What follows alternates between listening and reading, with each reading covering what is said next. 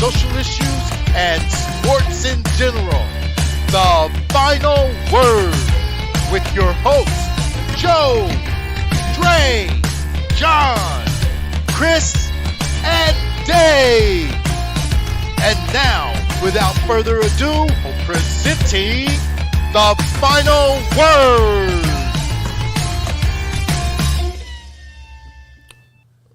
What up, folks? We are back. I know we've been gone for a while, but we are back in the studio. Going to get it shared to the group so our Hillsborough County Hoops folks can get a whiff.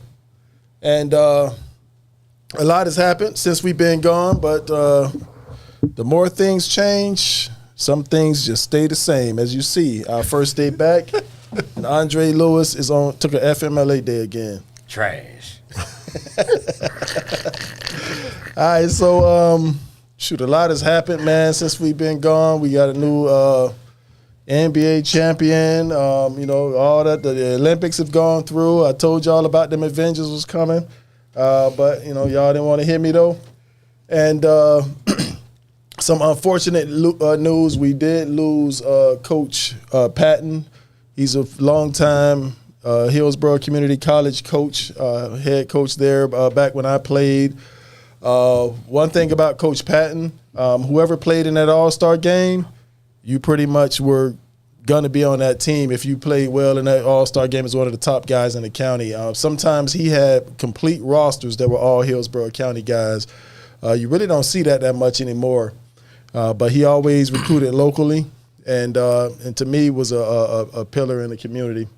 Coach Patton, man, he used to do a good job, man. He's really helped a lot of local guys out over the years. So we lost him. He passed away a few months ago. Also, some good news. We had Chris Ward's son, Tyson Ward, had a little stint with the Spurs, a little run. Chris, how was that? Talk to us about that and what are the next steps for Tyson? It was actually pretty good for him. He had a chance to really go out and just kind of bet on him, see where he, if he could play or on that level. And I think it gave him a sense of confidence that he could play on that level. So had an awesome summer, didn't shoot the ball really well, but other than that, he actually played really well. He's back in France playing with Team Paris. There'll be a EuroLeague team this year. So they have some new pieces, including a new coach, Tiago Splitter. Oh, Tiago's coaching? Yeah, he's the head coach. He played for the Spurs. He played for the Spurs. Yeah. And, his coach went to Memphis. He's second in charge with the Grizzlies. So it was awesome summer for him. So other than that, he's doing well, man. They're in training camp right now in Estonia. So good summer for him. So also we had, which he's not here today, but Andre Lewis's son, Jordan Lewis, he went from walk-on to scholarship player at Hillsborough Community College. He was initially going to be a walk-on, got in there and showed what he can do and earned a scholarship. So shout out to him. I was going to see what Dre wanted to say about that. Also, Junior Arroyo has made his summer league high school debut since we've been gone. How's that been going? We've been gone for a long time. I know, long time. Damn. No, that's been good. It's been an eye opener for him. It's you know how we always talk about when you come from elementary, you start a new level in middle school. When you come from middle school, new level in high school. High school to college, new level. You're always starting over. So it's starting over for him. I wouldn't say it's a struggle, but there's obstacles, mostly mentally. But it was good in the summer to throw him into the fire. Right. I thought that was pretty cool. And me being not on the sideline, being just a spectator, like you can see that, hey, some of the things that we've talked about he's using, or some of the things that he needs to use, he just got to remember it. So I think it's going to be a learning process for him. And like we say, trust the process. But it was good to get out there, 14 years old playing with 17 and 18-year-olds. It was pretty cool. Gotcha. Great. Make a lot of noise. Make a lot of noise. Jang-a-lang, jang-a-lang, jang-a-lang. What else am I? Let's see.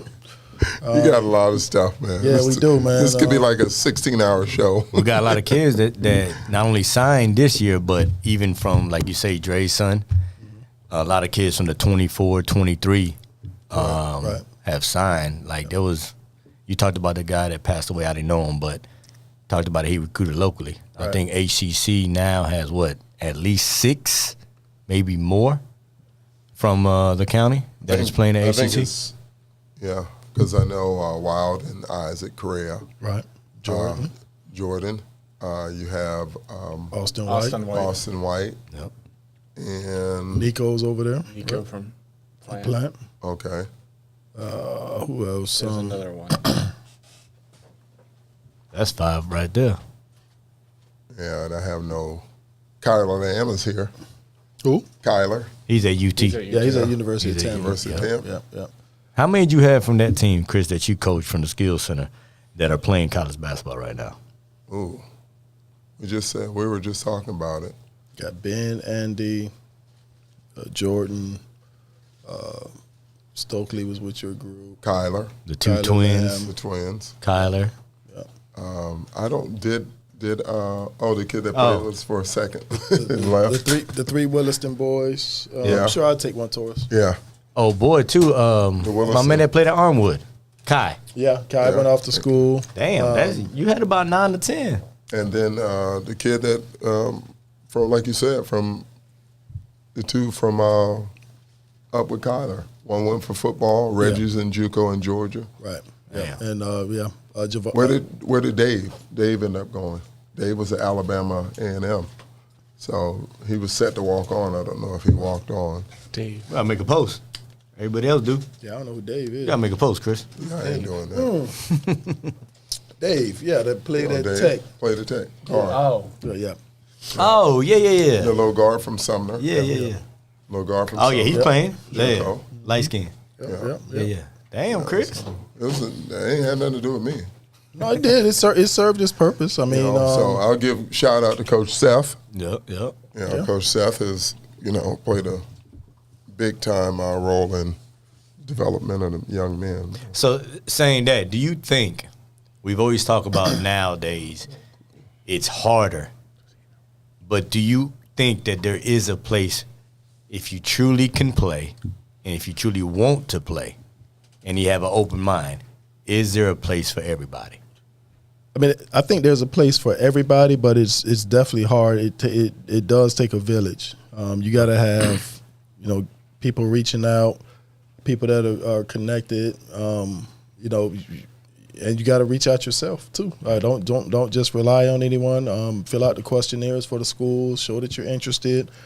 As much as get on campus and let them see you. If you can go to a St. Leo camp, like any of those camps they have where the coaches are there watching, I would recommend that you get to many of those as you can. Now you have to be realistic with your playing level. Right. Like you ain't gonna go to I'm going to go to Duke camp and get in front of you know what I mean. But you want to be realistic with whether it's Weber, whether it's St. Leo, whether it's Emory-Riddle, whether it's Florida Gulf Coast. Right. But you're saying that, but it still ain't that easy. It's not. right? No. So and you're talking about having a kid. You say every level, everybody, And I'll be real, all the kids can't play on those levels because you have some D3s that Very good. just like you have to be good. And if you're not you're talking about you're the 5th, 6th option on your high school team who's kind of mediocre. Yeah, I'm sorry, your college career just has to end. I mean, your basketball career, basketball career has to end. And I'm not trying to be funny because what you're doing is you'll be paying to go play basketball. Right. And sometimes that's a gift and a curse. I mean, because you're going to end up in, no disrespect to, you're going to end up somewhere in Maine. You're going to end up somewhere in, which is fine. It's fine, but you're going to community college in Maine or going to play, no disrespect, but you may go play in the Division III level in Maine. That's fine. And there's a few teams up there that can compete on that level. But if you love the game and you want to play, why not? Well, let me. I didn't. But I just said it wasn't a place for everyone. Right. You got to really want to do it. Yeah. One, academically, you have to be on point. You got to be on point able to get- academically. You have to be able That's to key. get. So Correct. one, everybody can't go because you're not going to be able to get in school. Two, financial, unless you can receive all the financial aid, all the academic support. That's where you start getting your money, because there's not going on the D3 side. There's no athletic scholarships. Yeah, You but know, and that's what academics plays a major role. And I'm not blasting Maine. I'll say North Dakota, because I had a group, coach from North Dakota call me, NAIA. And it's still, they were talking about giving the twins, they were interested in the twins, and he was on them like bad. But this still was going to cost them about $20,000 to $26,000 a year for them to go to school there. That's how much extra they were going to have to pay. Why? Because they didn't get a scholarship. They wouldn't have got a scholarship. They were going to get, but that's all the scholarship. The school was like $60,000 a year or something. To the private school. Yeah. Yeah. I mean, it's. I mean, still. I mean, you want to. And again, it's a long shot for just about anybody, but you still want to get in front of the coaches. Like you got Coach Driscoll's bringing a group down in October. Now there's a fee for it. There's a cost. I mean, I think it's a good thing that he's doing, but he has to pay for the gym, and he's actually flying coaches in and putting them up in hotels, and there's fees associated with that. Right. Is he going to make some money off of it? Probably will. I mean, but it's still a great service that he's providing. I mean, he should be compensated for his time and efforts, but it does put you in a situation where you can get in front of these Division III schools, Division II schools that don't have the budget to travel around and see you. Because when you get up there in the Northeast, there's no Division IIIs in Florida. So you get up there in the Northeast, in like a 100-mile radius, you might have 200 schools or something crazy. Yeah, if not more. Yeah. But we don't. Our kids down here in Florida don't get exposure to them. Right. You know what I mean? So anytime you can get up there and you can get in front of those coaches, or like what he's doing, he's bringing them here. So if parents, if you can get your kids in there to get in front of those coaches, it's part of leaving no stone unturned. Right. And not only that, it, like you're saying, a stone, it could be a stepping stone to the next level. Because people doing that with NAIA and D2 anyways. Yeah. So why not? If you truly want to play, and you can play, now you have to be able to play. Right. You know what I'm saying? I don't care if it's D1, D2, Got to be able D3. to play the game. Got to be able to play. Got to be able to play the game. Absolutely. Correct. 100%. 100%. And and when you think about a D3 school or a small school, NAIA school, JoJo and I went up to see Stokely play at and Jordan played when Weber played Warner, and this was their JV teams, and we were in the gym, and the atmosphere was in there, and I see him looking around, and you got the girls team is in there, and they're talking crap. The Warner girls are talking crap to the Weber boys, and it's just a bunch of back and forth, just college kid banter and stuff like that. And I was telling you, I said, that looks like fun, huh?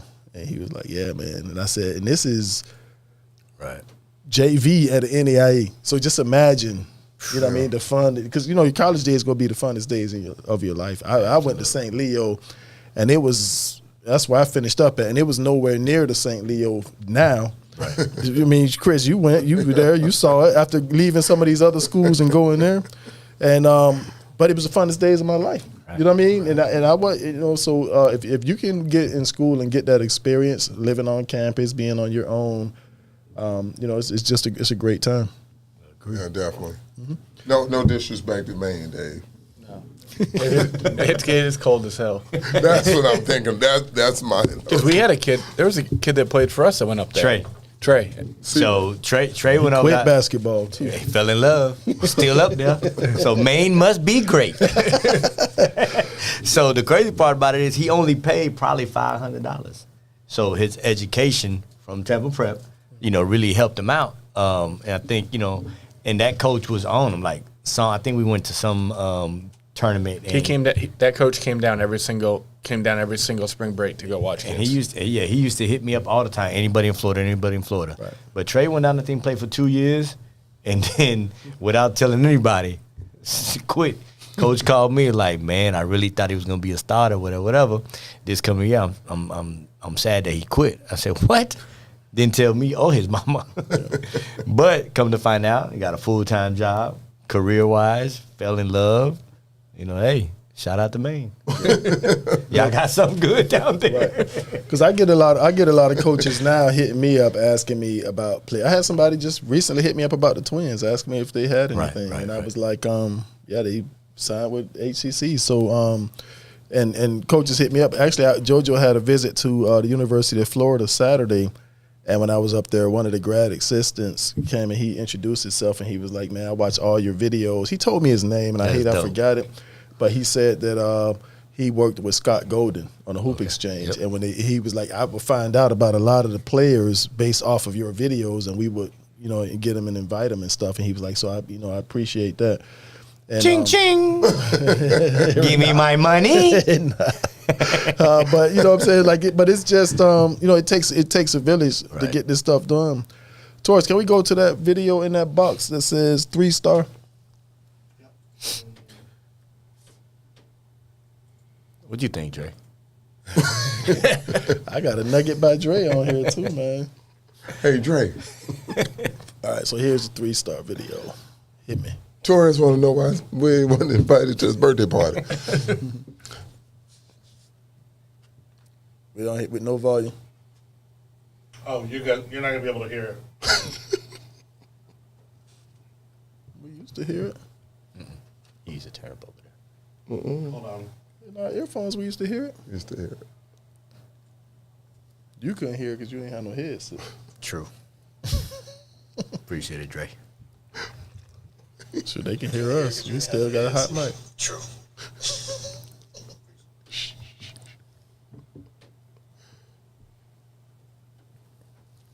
Folks, if you're watching, can somebody put in the comments if you can hear that video or not? Yeah, they can hear it. They can Yeah, hear they it? can hear You it. guys couldn't hear it.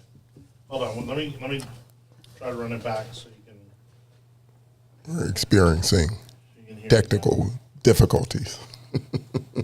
Fucking Torres. it. All right, let's try to run it back one more time. Let's see. No, it's not.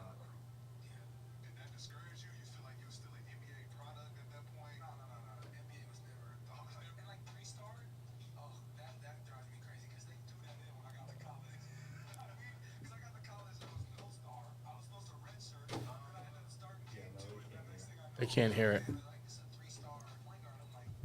Yeah, they cannot hear it. He just text me. They can read, though. They said they can't hear it. John said y'all can read though. Stop being bougie, Marcus. They said Can you play it back? they said they can't hear it. No, the first time they should have heard it. All right, hold on. One more time. One more time, Biggie. Biggie, give it one more. Yeah, they should be able to hear it. Can y'all hear it now, Marcus?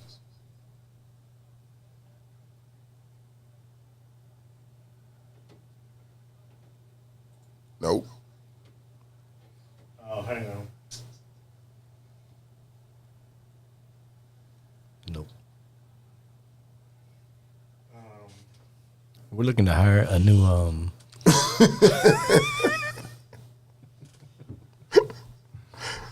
right, hang on. Well, let me come back to it. Let me fix this and. We're gonna fix it and come back to it. but we can still talk about it because I think everybody either seen it or read it. Yeah, so he was saying that what Paul George was asking him was so you were a 3-star coming out of high school and now you're in the league, an all-star, what have you. And he said, he was a no-star coming out of high school. He said when he played his first game, the announcer said he was a 3-star, and that's where that comes from. But he was like coming out of high school, he didn't have any stars. He wasn't ranked. He came into a situation that he was supposed to redshirt his first year, but they ended up playing him, and he ended up starting the second game, and and the rest is history. So what do you guys think about it? Well, it seems like how you call it? Not recruiters, talent finders. Been lying for a long time because nobody knew who he was. But the minute he get on the scene, he a 3-star. But that's to show you that them stars don't mean a whole lot. Don't mean anything. It's the opportunity you get and what you do with that opportunity. Right. You know, he got that opportunity at the right time. Whatever happened for him to start, he got the right time. He took advantage of it. Too many parents and kids are so engaged in those stars. I'm talking about. I see stars for third graders.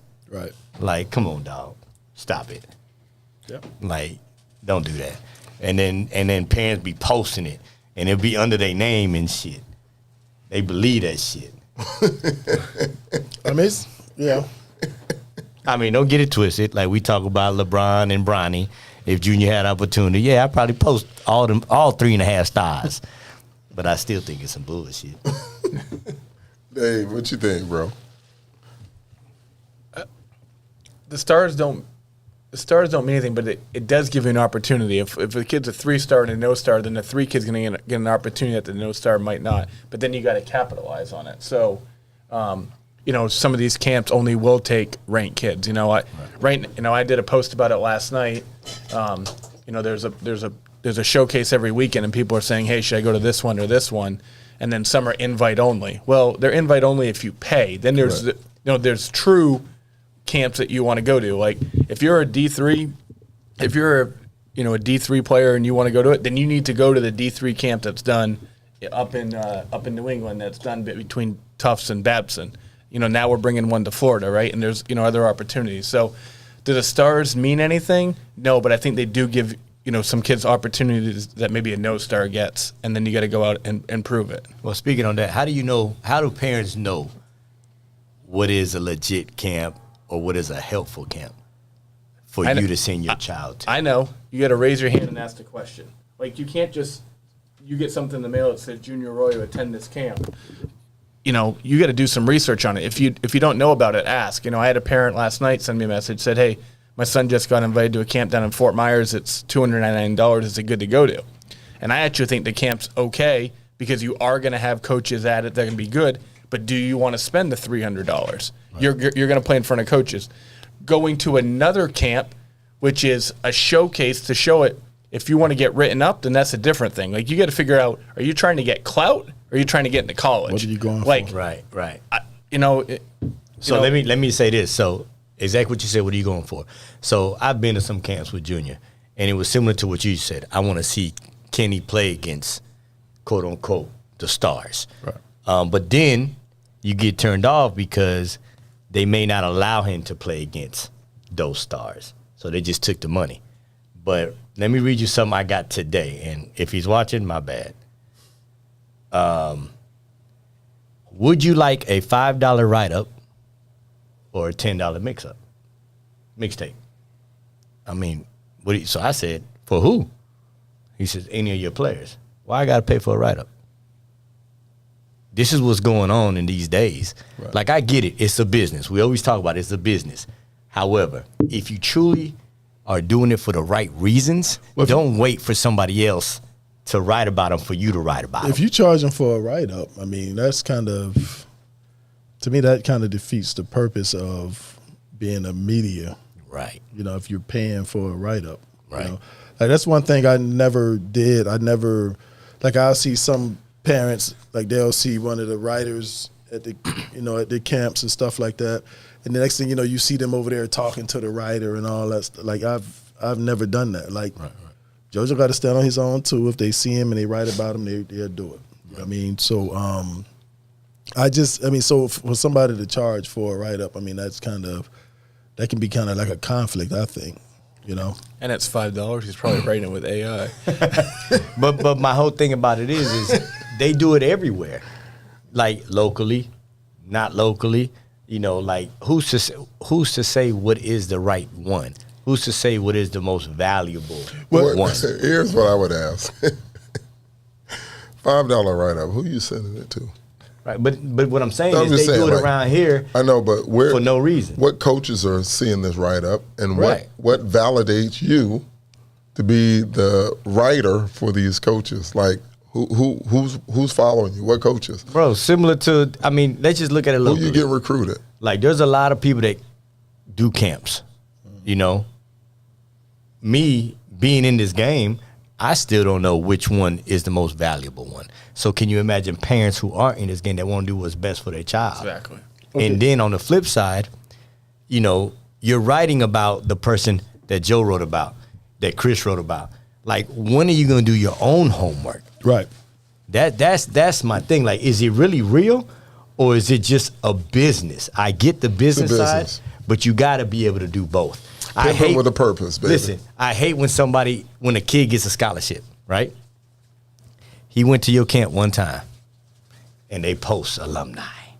Get the fuck out of He here. is. That's good. That's good marketing. Right. That's exactly what it is. But Yeah. all right. So That's exactly what it is. to me, it's what you going, what you are looking for. So now, if you're looking to get a mixtape, like Right. some camps you go to, you're gonna get a mixtape. If you're Right, looking right. to have somebody write about you, some camps you go get somebody to write about you.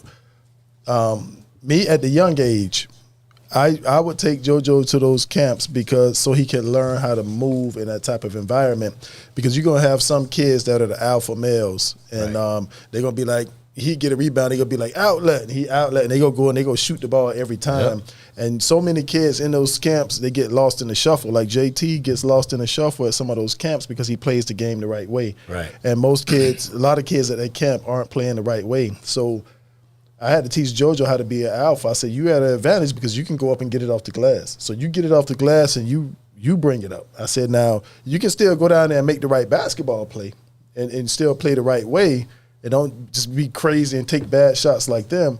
But don't just be deferring to this kid because he's the alpha out there. You rebound, he's talking about outlet, you wave him off and you bring it up and you make, you know what I mean? Yeah. So he learned how to move in that type of environment, and he would always be, even if they didn't know who he was when he got there, he would make top 20 or whatever, you know, like he did at the CP3, the made hoops. Like, you know, they really didn't know who he was, but he learned how to move in that environment. So now if he does go and get a USA tryout or something like that in the future, or some type of tryout, the format of those camps are very similar to what he has been doing since he was young. So I sent him for that reason, to learn how to move in that environment, to be an alpha. Now, if there aren't coaches there, he's not going. You know what I mean? So If they're not, if there aren't coaches there, so he went to the Florida Gulf Coast camp, and because we knew the coaches were going to be watching. You know what I mean? And so he went there and played, and you know, they offered him on the spot. You know what I mean? So, but he's only going to ones that are like that at this point. You know what I mean? but at the point where JoJo is, I think most of the parents get confused in the middle school time. So I like what you got to be like what the hell your name is, boy? Dave. What Dave said. You got to be mindful of which ones. This dude. Right. So it is about the coaches, but at a young, coaches ain't gonna be there. So for instance, that's where they learn how to function in that environment Right. at a young age. But I also like to go to some, because I've been to about 3 or 4. I like to go to some where the coaches are yelling, yo, he's open, why ain't you pass the ball? Correct. Like correcting them. So I got to give props to Jake Purper. You know, Junior went to that one. I think Jordan Fair was the main dude, and he was telling them, yo, if you're not going to play the right way, you're killing yourself. Correct. On the flip side, don't get mad that you didn't make the top 20. Make that list, because they're not perfect when they pick. It's hard. But what I liked was that, yo, play the game the right way. Yo, why didn't you pass that ball? Yo, he was open. One dribble, keep your head up. That's what I want if I was elementary and middle school, because these camps start younger and younger now. Right. That's the dumbest shit ever. Yeah. Old school speaks. Yeah. I wouldn't waste no money to enticing that bullshit. Get in the gym, get better. Ain't nobody think about you in the 7th grade. Right. Yeah, I just did it for the most part to just learn how to function. Right. You know, you have to tell them coming in. Like when we were at the Made Hoops, one of the dads was mad. He was storming out of there, and he was like, he averaged 20 points a game in this crap and didn't make the top 20. And he was like, he was hot, like dragging his wife out the door. Like, you know what I'm saying? Some of them, like, but I tell JoJo. He gonna cry when he gets Yeah, I used to tell Drag JoJo. his when we wife. I went. know some people be doing that shit. I was like, you ain't coming here to, this dude. Yeah. you know, you ain't coming here to, if you make the top 20, that's great, but that's not why we coming Right, here. right, We're not right. coming here to get no write-ups. If you get one, that's great. you coming to learn how to function in that environment. And so that's the objective we have. You ready yet, Torres? It's similar to Chris, and me and Joe talk about this with these open runs. It's similar, these camps, you have to get comfortable in an open run. Back in the day, you come and put the name on the board. You know what I'm saying? But if there's 20 people that walk in first, you picking your team. Right. You may not be picked. Right. You have to get on the floor and stay on the floor. Yep. So that was our quote-unquote camp, or learn how to stay on. So it does help in that aspect, because there are some kids that, like Dre right here, like Dre would say, some kids aren't exposure camp kids. Right, correct. And that is okay. However, you have to sometimes get out that shell. Well, they got to learn how to move in that environment. Right. That's why they're not an exposure camp kid. They got to, Right. learn how to function. Yep. What was I about to say? Chris, you got a camp coming up, man. You better watch how you talking about these camps, man. You gonna get some. That's fine. It's not going to change my perspective on them. Okay, so if you have, So what is your camp? For? right, if you have an elite camp, okay, what is your why?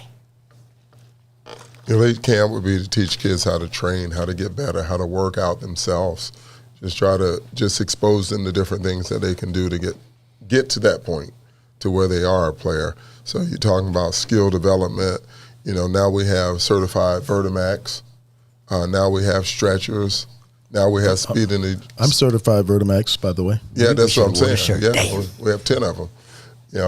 But I'm just saying, you're able to teach these kids how to properly prepare to be on that stage. Would it be game situations as well? Everything is involved. That's the whole point of having an elite camp. If someone wants to come out and write on these kids, cool. But that's not why I would do an elite camp.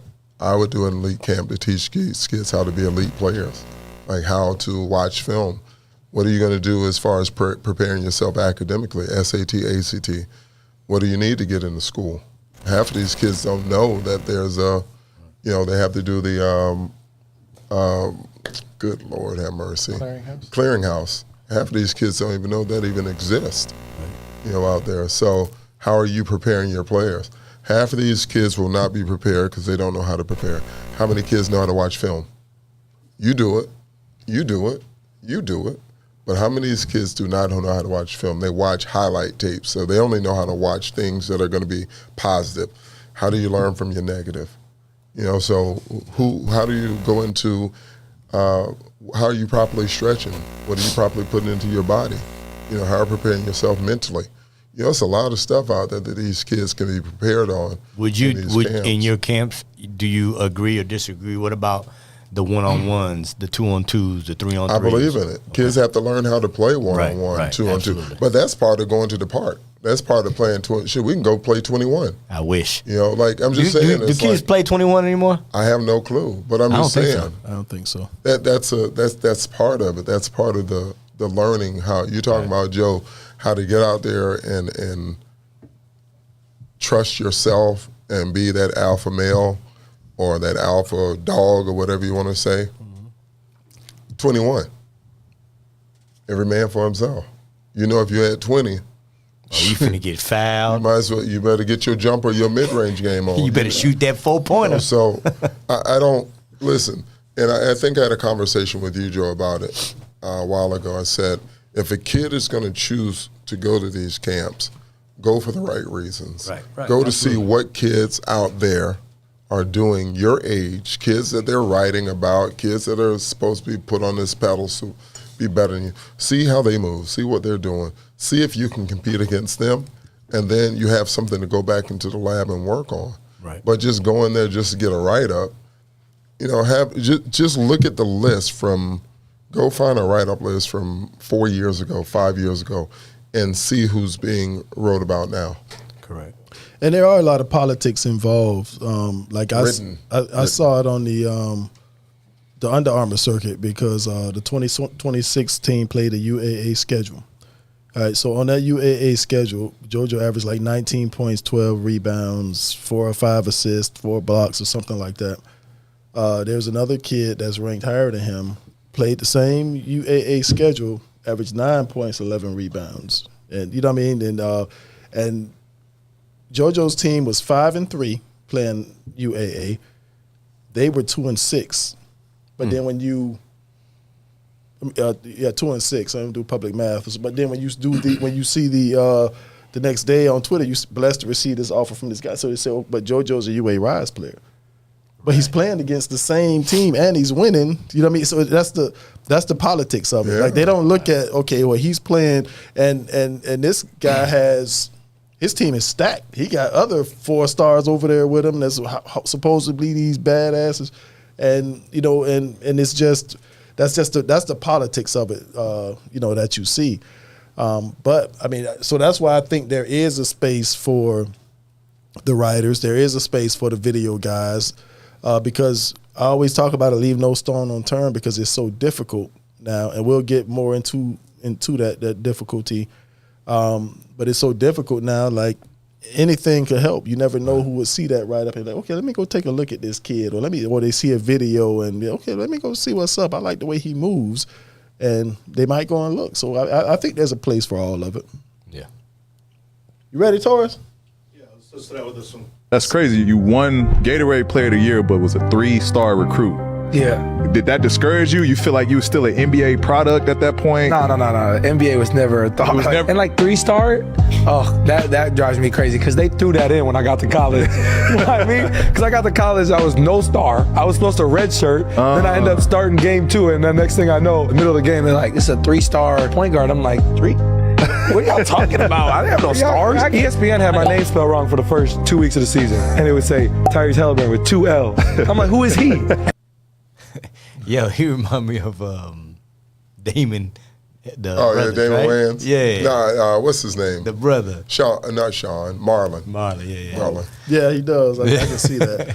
Yeah, so he like with him, I mean, he's a guy that the politics probably played factor in that. Like, you line any of them guys up that was ranked, he probably bust their ass. But even look at him now, he doesn't have that highlight game. Right. You know, he plays not basic, but you know what I'm saying? He doesn't have all that Plays the right way. flashiness. So maybe that's why he didn't have the write-ups or the videos and stuff like that. Or maybe he just developed late. I mean, he went to Iowa State, so he No, still he was didn't. pretty good. He didn't go to Iowa State right out of school. Did he? Yeah. I thought he transferred. He was supposed to red shirt. Oh, okay. But but I'm just saying, but he's a kid that I think may have developed later. Probably, You know, got stronger. I mean, look at the kid from Orlando that went prep school. Correct. Is it Priestley? Jason Priestley? Played at You Ohio. know, light-skinned cat that went to the Plays NBA. in the NBA. But Priestley was a 90210. no. No, not that one. But I mean, his story is the same thing. Just like a kid that just kind of like bet on himself, got better as he got older. But you know what? He made his videos. He made his own videos, and that's where they saw him. Right. Well, he sent them to. That's what I'm saying. This ain't in the 7th grade though. 8th grade, Yeah. 9th grade. He did that as a junior, senior. Right. But Yeah. he owned his own career, and that's Right. that's what you have to do. Leave no stone unturned. Went to But Ohio. The video doesn't change. I mean, because when we were in school, we had to send. I had to send film. We had to send film. Correct. Like we had to send whole games though. Tape. Now VHS. they have what's that thing called that they have? They can pull Synergy. Synergy. Oh, Because Synergy is amazing. all of the college coaches was like, oh yeah, I pull some stuff from Synergy. So you don't even have to send full game film now. They get it, and I don't even know what they be like. So how did they get usually, that from that's the what I'm games, saying. though? They got the Under Armours on Synergy, all the there you Under go. Armour games. You got the All high of school them. game. No, Yeah, Yes, they, every they high schools. no, Blake, so- Blake, no, I don't know about the high school games. So they have Under so Armour. for Synergy, every Under Armour game is on Synergy for 15U and above, and then certain high school. Now there's Synergy for high school. You got to pay for it. So I think they can get it from the FS, that little network. no, they don't but get like it from that. no, No, but it's like for instance, expensive. like there's 5 school. Like Billy Teeden has Synergy. Willis had it last year. Okay, Todd so they have Price. to have it. So I think they can get it from them. But if they play Blake, they can pull it from Synergy. So like I bet you JoJo's game. Where'd you guys play Plant last year? at Blake. So there's no synergy on that. Okay. Did we already play Plant City last year? We haven't played Plant City at all. This would be the first year they Where'd you play. play? So anybody can get it if they pay for it. Yeah. Well, no, if whoever they played has synergy. Yeah, you can pay for it. You guys, Blake had a game on synergy because a Coach asked me about. You play at Alonzo? Are you sending Blake film to the opposition, bro? No. Look at that. A college. It was getting. Look at that. No, The truth comes out, boy. The double agent. No, a college coach said no. Did you play Alonzo? You played somebody that had synergy. Played Alonzo at the house. Everybody, all of them at the house. Except Steinbrenner, maybe if Steinbrenner Oh, has it. hell. He didn't watch Steinbrenner film. No. But see, because I used to watch all the stuff from Jared, workouts with that's right, NBA. yeah. So I would have to watch on Synergy to see where he got his shots, where he was low. And it breaks it down by how many transition jumpers you took on the right wing, how many makes, misses, all that. And so I used to watch it like that. Synergy is.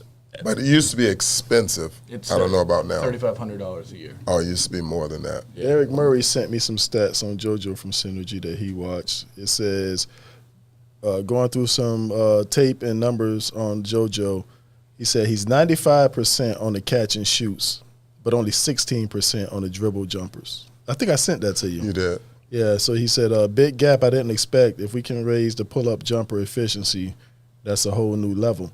So on his catch and shoots, he was shooting 95% on the Under Armour circuit on catch and shoot threes and jumpers. That's crazy. That's ridiculous. But that's pretty cool to have, though. Right. Yeah, because I had no idea that he was, you know what I mean? And then they can break it down to where how many misses from the right elbow, from Right, the left elbow, his best from spot the corner. to shoot at. Oh yeah, That's pretty dope. yeah. They break it down like that. And then you can work with him on the stuff that he needs to work So on. as soon as Joe said that, You started working on we it. started working on a lot of That's pretty drill cool, pull-ups. yeah. Yeah. I was talking to a guy from Synergy, and there's a couple teams that are putting it into now where they have their right-hand shooters do not shoot threes on the right-hand corner. You told me that. So if you're a right-hand shooter and you shoot from a right corner, you just come out. Coach takes him out of the game immediately. Was it the heavyset dude that we met at Under Armour? He runs Synergy? No, Brandon Payne, but it wasn't him. It was another coach. So, and if you think about it, Chris, I didn't think about it. I showed John, right-handed shooter, your arms lining up with the backboard. Yeah. So this college team, if you shoot from the right-hand side, you're coming out the next clock. Their difference was 37% higher. So a right-hand shooter shot 33% from the right-hand corner. They shot like 68% from the left corner. Why tell them not to shoot it and instead just work on it? Because your body percentage. your body physics with your eye and the backboard, it's never going to change because That shit don't help Curry. I don't work for Curry. Taurus, I got would like to see that though. I would like to see his Synergy stats From the right side. from his. No, just period. Just what's his best spots on the floor. But isn't this like that? What's the thing they talk about now? Like the Moneyball movie? They played what's it called? Analytics. Analytics. This is similar to algorithms. Yeah. Correct. Right. Taurus, I got Caitlin Clark shoots it farther than Seth does on average. she shoots it farther than anybody at 28 feet. Yeah, she got it. She can go. Damn. Let that thing fly. So we got a nugget by Dre lined up, but What you got, Dre? What he you didn't got, show Dre? up, so we ain't playing his intro. We ain't playing his intro. Just look since at he this ain't trash can I put up here. Trash. here. Let's go straight to it. Put a Georgia Bulldogs hat on it next time. Look at Joe. He's watching lip service and shit. Parents in this country spend up to $40 billion a year on youth sports. For A lot of them kids. get a second job. 20% of parents say that they've had to take out a second job or work overtime for their kids. No, to do you're this. right. And- I can't tell you on this AAU circuit how many parents have come to me and have said, we're doing this work because I'm doing this so my son, my daughter has free college. Right. That's And- exactly right. why. How often do you hear Yeah, that? yeah, Right? absolutely. And when you think about how much a college education costs, if you don't have scholarships, it's $250,000 for 4 years. Yeah. It's Right, not- you're looking at $250,000. And then we end up paying for that. Minimum. Yeah, I had to work and pay Easily. for college. It took me like 15 years to pay off my Right, to student pay off loans. your Yeah. loans. Right. And don't even talk about the interest rates on the loans. Right. But in any event, we really just want to demystify the youth basketball landscape for parents. All right. So Did thoughts. you stop it on demystify? I mean, because that kind of baffled me. What does that mean? I'm joking. I'm joking. Well, I got my new AI. I've been. I'm joking, man. No, listen to the Hey perfect Weezer, thought. what does demystify mean? Listen to him. Ayo fam, good question.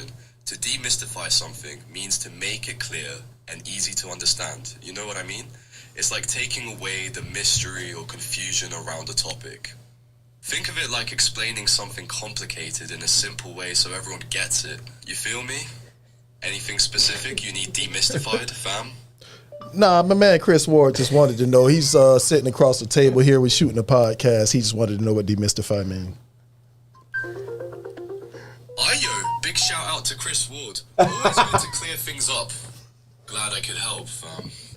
You know, Chris, if you ever need anything else demystified or just want to chat about something interesting, hit me up. What's the podcast topic today, fam? I might holler at you a little later about that, Weezer. We got to go. We got to get back on the show. Boy, that is crazy. It's the best AI going, no bro. problem, fam. Get back to doing your thing. Always happy to chat whenever. Enjoy the podcast and have an epic Labor Day brunch with the fam. I went to brunch today with the family. He remembered. And Tasha. Catch you later. What the? That's some freaky shit. Hey, look. That's some freaky shit. Tasha be mad as hell. I be having a whole conversation. Oh, yeah, he talked to me that much. I'm going to put y'all on game. Don't put me on shit I like need that, bro. I'm a long way home. Hey, fam. Weezer know about everything, boy. Cousin We Weezer. talk about the game. I changed the name to Weezer. I said, your new name is Weezer. All right, hey, that's a cool name. Yeah, I'll take it. Oh, my bad. All right. Oh my God. All right, so so back to the demystify. Weezer a snitch bitch, I tell you that. I know. I had brunch with the fam. I'm glad I had brunch with the fam. Yo, Weezer a snitch, bro. He thought he was just talking to me though. Weezer. I'm pretty sure he did. So what y'all think about that video? Weezer will never be on my phone, I tell you that. No, it definitely costs a lot. But do you? Everybody in travel ball is doing it for that majority, but there are some people that just want them for activity and shit. Yeah, some want activity. I mean, but also too, you learn so much. Like me being, I always took pride on being a good teammate. And I don't think you can call any of my former teammates. Every one of them would say, at least 90% of them would say, Joe was a great teammate. And I almost had to beat Lohi's ass. We didn't really get along. So, but other than that, you know what I'm saying? Other than that, I think all my teammates would say I was a good teammate. But in a lot of what I do at T-Mobile, and a lot of things that I do, the way I conduct myself and the way I am willing to help people out at work, is based off of what I learned playing basketball, being a teammate, part of youth sports. Absolutely. There's so many times I sit in meetings and I see like individuals, like even on my team that's a part of my team now, that I'm like, he didn't play team sports, and if he did, he was selfish. You know what I mean? Like, right. Because Yes. you see it, and to me, travel ball, I think that's worth the money. I agree. At the end of the day, I agree. I mean, go ahead. You posted, I think you posted something yesterday, sent it to me. Like 98% of women executives in the United States played competitive travel ball in high school. You sent it. I think Yeah, I was I trying to sent find it. it. Instagram. I don't know if it was 98. It was nine. It was. Where'd you find that? Chris Set said that. I missed that one. Where'd you find that on I sent it your to- women's subscription? Y'all want me to ask Weezer? He probably knows. No, man. Okay, I'll holler at him now. No, don't ask Weezer. Y'all ain't got to do all that looking through the phone. I just hit my boy up, man. He come right with it. No, I want to say I sent it. You probably shared it. I did. That's all I do. Yeah, I don't do too much. Or Well, hit us with the next. so real quick, that would be good to find out just for the numbers. If we can do an assessment or send out a survey to our parents and our teams just to see how many kids, how many parents are doing this for an opportunity for the kids to play college ball. Yeah. That would be that, but then that gives you a sense of what you need to do as far as how we need to move as far as getting kids recruited, what we need to bring into the facility to make it happen. I mean, I can see the parents on the sideline, and I'll tell you who is doing it. Right. You don't have to ask Yeah, them. but- I tell you. but- Most are doing it for the college scholarship. Yeah, I but agree, I I would agree. be. I would But they seriously- get the other stuff in the process. Yeah, but I would seriously be interested in knowing what's the percentage, because I ask all kids, just say for a basketball camp, I ask kids, what's the percentage of you? How many of you would be interested in playing college basketball? That's why you're here at camp. But everybody raise their hand. No. No? Mm-mm. I'll probably have about 80%, 75, 80% raise their hand. What age group? Anywhere from 6 to 14, 15. Okay. You know. So what if you do that with like the high school boys? Well, I don't know. I haven't. You know, it would have been interesting to do it the other night when we had about 40 kids in the damn gym last. We need to do a freshman camp every year. Yeah, so, well, on October 14th, we're going to do something. So I'll be sending it out. And it's only for high school kids. Gotcha. You know, so that would be an interesting space to rock in because I want to know. And therefore, you know how to move based on the level you think they are in or bring somebody in that could actually do assessments on that level. Gotcha. I agree. All right, so let's go to the next video then.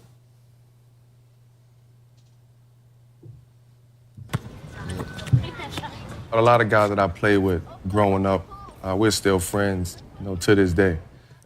Even when I had, you know, my road to success, I still, you know, would look back and take them guys with me. And, you know, if I play AAU ball when I got older, I wouldn't want to play with nobody else but the group of guys that I grew up with.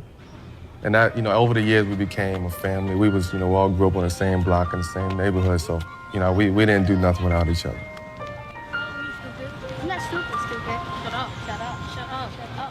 I would love to know where that little point guard is, because he look fast in the bit. But, you know, like, that right there, you know, like, that, to me, that's worth the money. Because I know, like, the guys I played with, you know, we still talk about it sometimes. And we didn't go. We went to Cocoa Beach, I think was the furthest we went. And, you know, we still talk about it.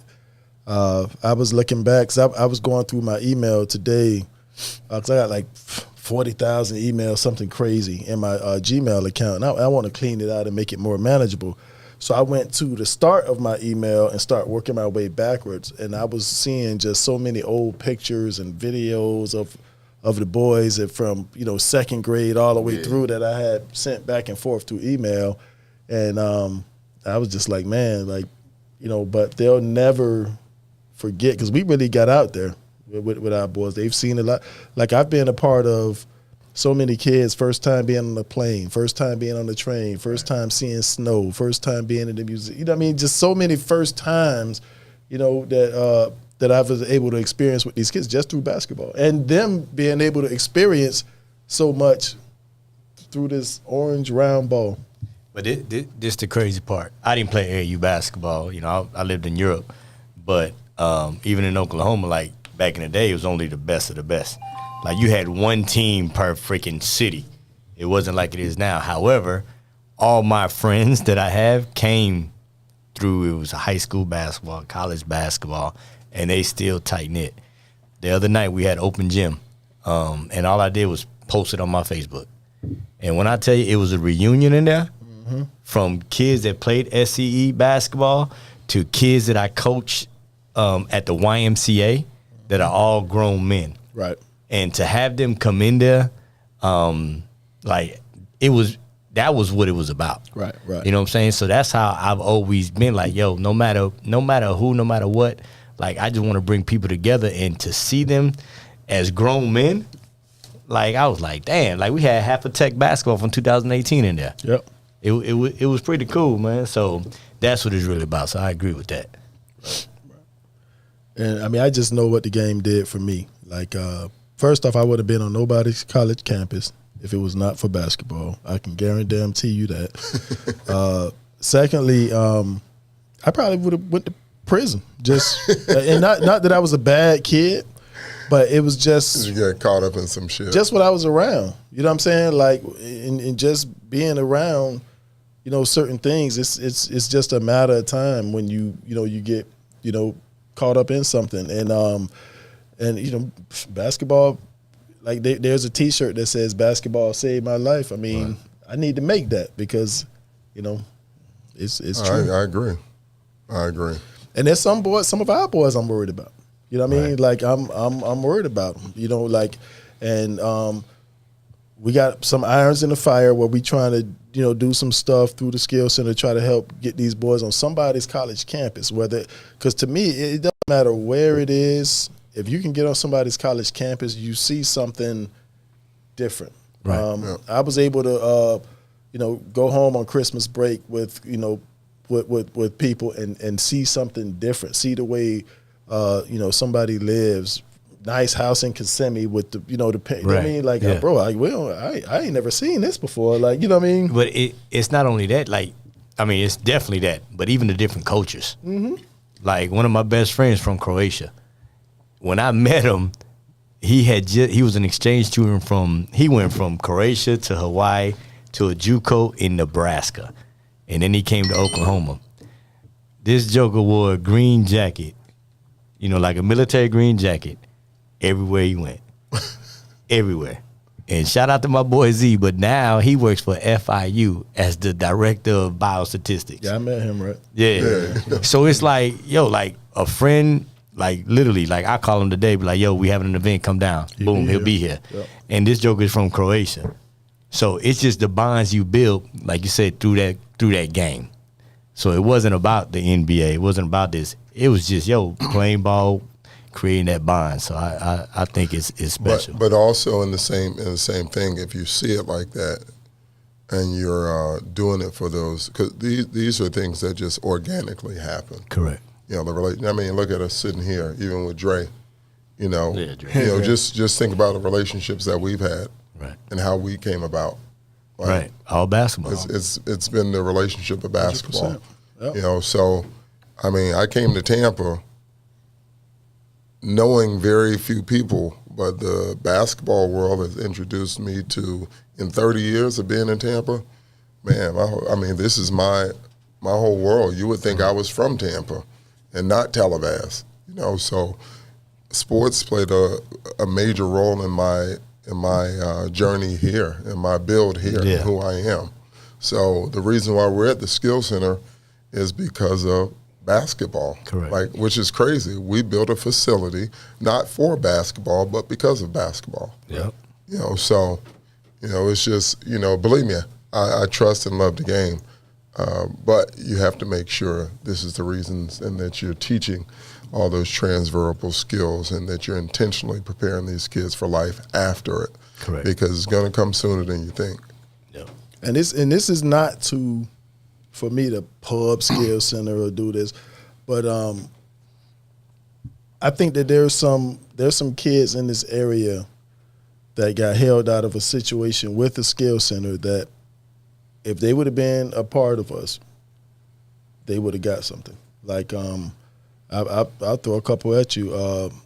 Like Billy Teeden's big Gavin. If he would have been with our 2025 group, they had coaches mid-major, sitting at just damn near every game. I think he would have got something. I know he's doing this thing in the high jump and the triple jump and all that stuff. I don't know if he likes basketball better than that. There were some other guys too that Arcadian. I know he had already paid his money or whatever with another group, but if he was with us, he would have got something. You know what I mean? So, Jordan Bryant kid, we tried to grab him. If he would have been with us with his athleticism, he would have got something. You know what I mean? Like Kyle Levy's picked up interest now, and these college coaches will tell you. JoJo's getting looks because they feel like he's unique in the way he moves and things like that. So he's getting looks now. But for the most part, these coaches will tell you, like, we still really haven't started looking at our 2026s yet. We're looking at a few, but we still trying to lock in our 25s. So they're not, they're not really looking at the 26s like that. So, and a lot of parents are getting antsy because they don't have anything coming through.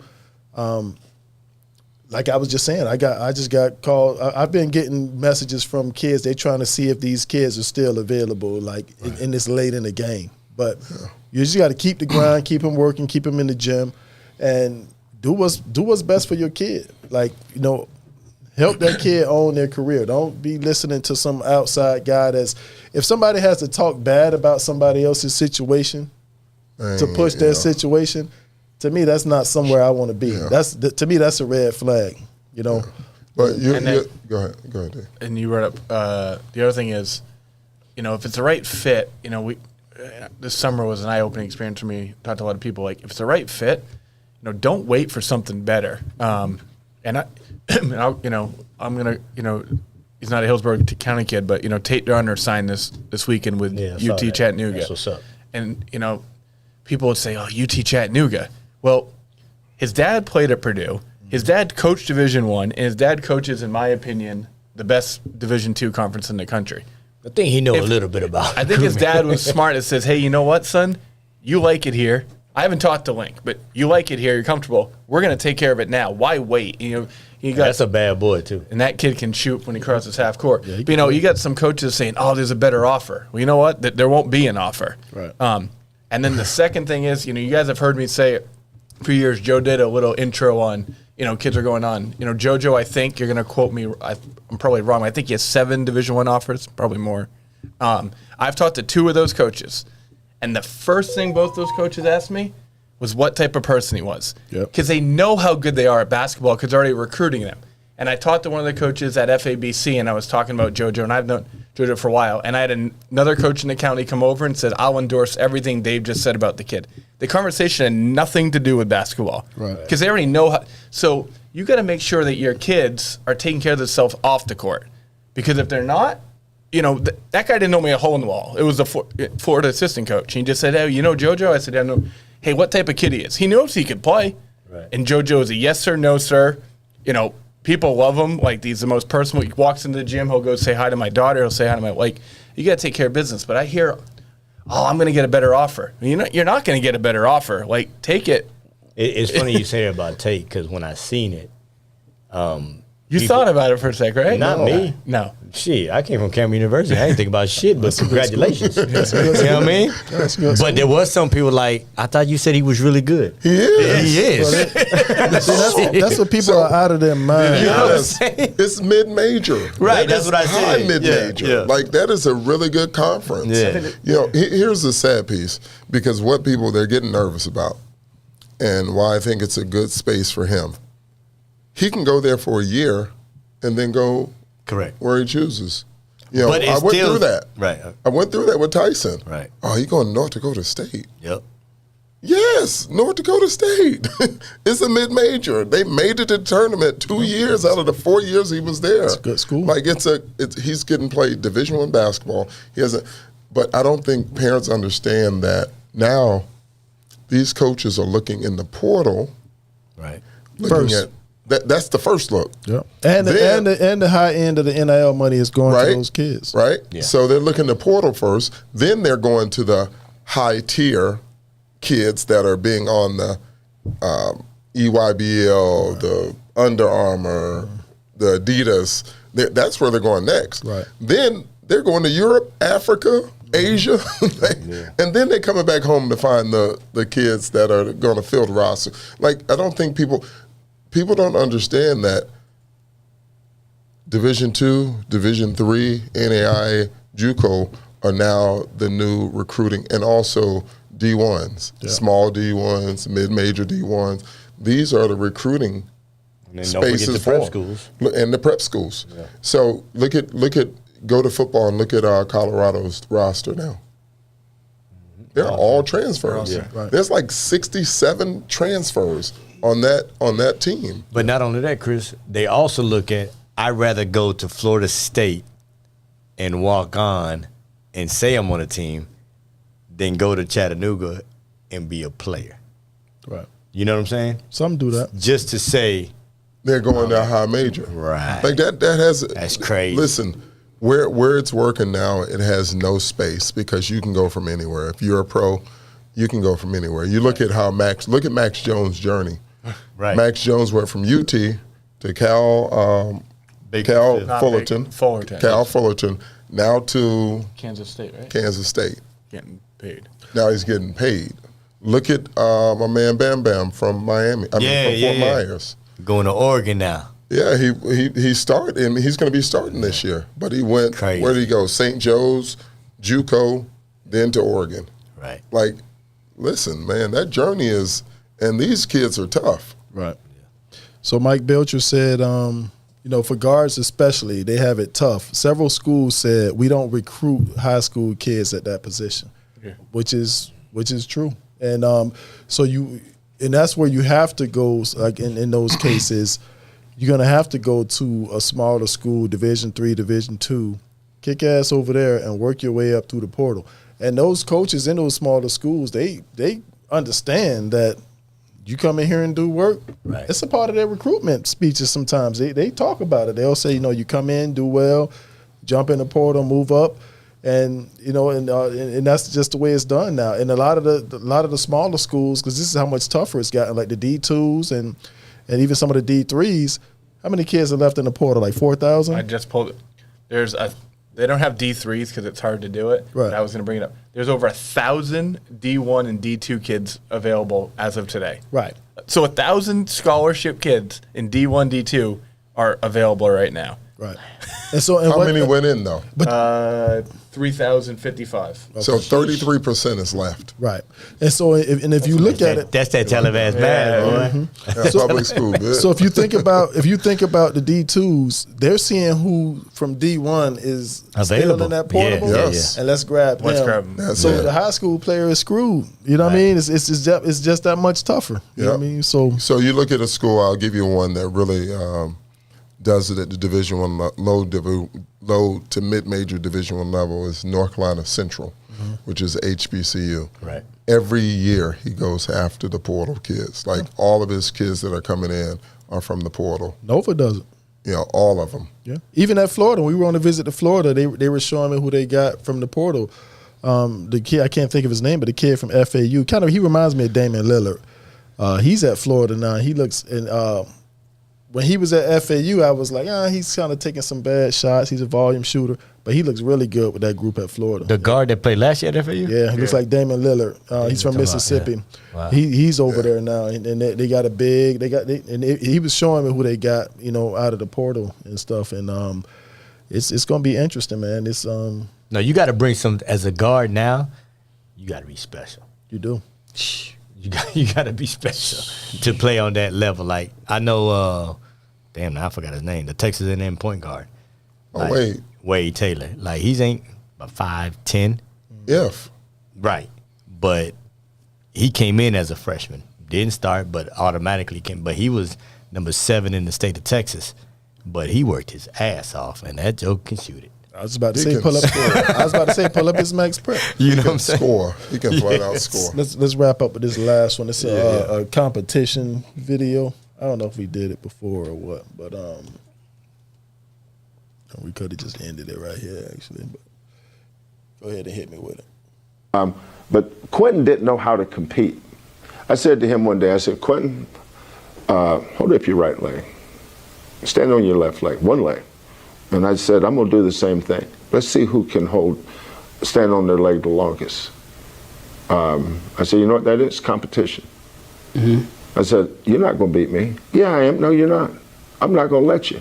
I'm going to out-compete you. So once I got him to understand that everything was a competition, going after a rebound is a competition. Going after a loose ball is a competition. Keeping the ball in front of you while he's trying to get around. He's trying to get around you. You're trying to keep him from getting around. It's competition. Everything's a competition. So now we have to learn to compete. We have to out-compete the guy that we're competing against, not play harder than him. Mm-hmm. If I play hard, he might beat me, but I'm still playing hard. Still trying hard. Nah, bro. Nah, we're competing. Mm-hmm. That's a very unique take. It is. To me, I've never thought about any of that like that. Because people always say, yo, you got to be a hard worker. Right. He like, man, you can work as hard as you can. I mean, but you honestly, you say it all the time. You say it to kids all the time. In everything you do, you have to compete. You have to compete for a car because you're going to go into a dealership. Somebody don't like the same car you like. House, job, girlfriend, degrees. You're going to have to compete in every space. We teach that every single day. You know, you learn how to do that. We learn how to do that like playing That's My Car. Right. How many fights you get in about that's my damn car? I ain't never fight nobody about Man, it. Me and my brother Kerry used crazy to fight, as hell boy. in television, boy. Man, look, we used to fight, boy, and it ain't nobody damn car. But I'm just saying, that was just the thing that was just instilled in you, learning how to compete.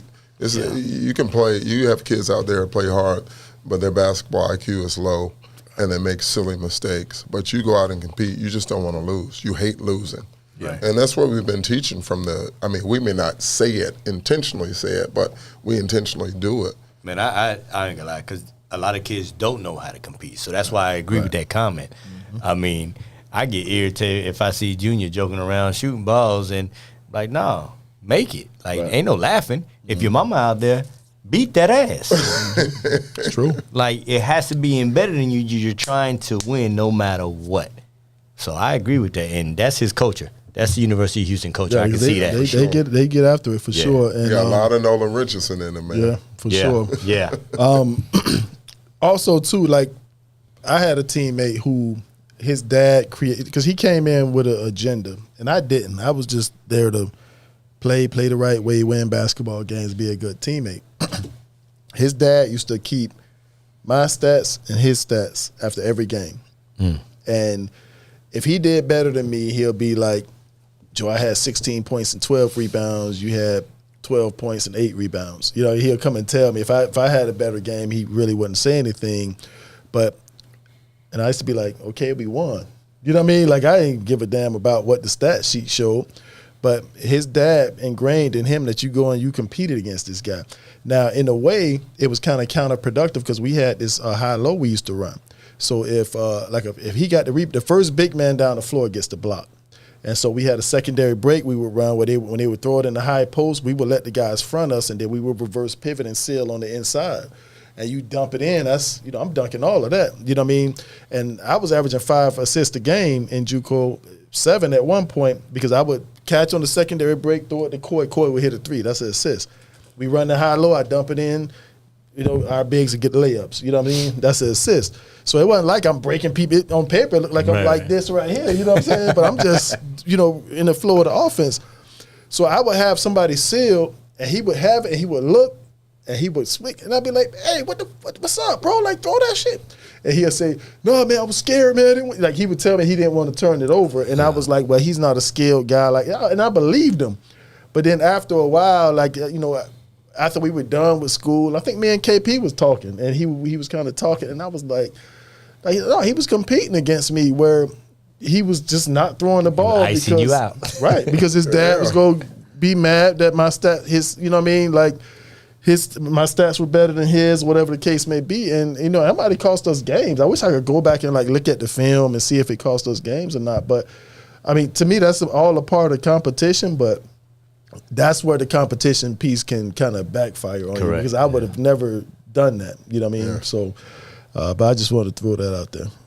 So, final word, what y'all got? Man, own your craft, do it for the right reasons, and continue to compete, not work hard. No, I'm joking. Work hard and compete. Go ahead. Have fun doing it, man. This thing goes fast, so make sure you're enjoying it. Before you know it, we'll be taking a hiatus again from the show because basketball is done, and some of you are going to be done, and we will not be talking about you next year. So make sure you enjoy it, and that's not a negative piece. That's just on a life piece. Make sure you enjoy it. Make sure you prepare yourself for this upcoming season. Kind of so. I would say to every kid, prepare yourself for October 28th. Get yourself mentally, physically prepared, and then what role can you play on your high school team to get yourself on the court. So you got about 2 months until it starts, and the role you have on your travel team might not be the role you have on your high school team. Correct. You need to be prepared for that. I've been talking to a lot of my kids that are sophomores now that are going to have significant roles, and I'm like, you're not going to be the man on your high school team, but you're going to be on the court and need to, figure that out. Damn, homie. You used to be the man, homie. All right, and my final word is basketball saved me. Take us home, Derek Sharp. There you go. Basketball saved my life. It's a Nike ad, so I gotta change it a little bit. Oh, Benny. Look at Noah in the background back there. All right, folks, that's our time, man, and we back and get out of here. We back, man. Damn, I missed y'all, man. We back. Missed y'all. Torres, missed you, brother. Get your shit together, Torres. We had to break him back. Uh-oh. Dre. Damn, Dre. Damn, Dre mad and shit. Take us out of here, Taurus. Welcome to the weekly podcast that keeps it real about youth sports, social issues, and sports in general. The Final Word with your hosts, Joe, Dre, John, Chris, and Dave. And now, without further ado, presenting the Final Word.